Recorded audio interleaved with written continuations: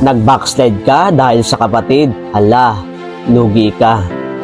Kaibigan, minsan ba naramdaman mong parang gusto mo nang bumitaw sa pananampalataya dahil nasaktan ka sa isang tao sa simbahan? Kung oo, gusto kong sabihin sa iyo, lugi ka. Sa aklat ng Mateo 18:7, kahabag-habag ang daigdig sa dami ng mga tuksong nagiging sanhi ng pagkakasala.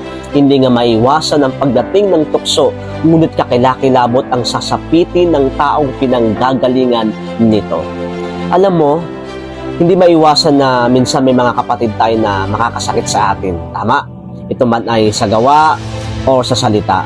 Pero ang tanong, hahayaan mo ba silang sirain ang relasyon mo sa Panginoon? Tandaan mo, ang ating relasyon sa Diyos ay personal. Hindi ito nakasalalay sa kung ano ang ginagawa ng iba, kundi sa pagtitiwala natin kay Jesus. Kung mag-backslide ka dahil lang nasaktan ka ng kapatid, sino ba talaga ang talo? Ikaw yon, kaibigan. Dahil ikaw ang nawawala ng pagkakataong lumapit pa kay Kristo. Kaya kaibigan, hindi ang kapatid mo ang maghuhusga sa iyo, kundi ang ating Panginoon. Kaya huwag mong sayangin ang iyong pananampalataya dahil lang sa nagawang mali ng iba. Manatili ka kay Kristo dahil siya ang tunay na nagbibigay ng kaligtasan at kapayapaan.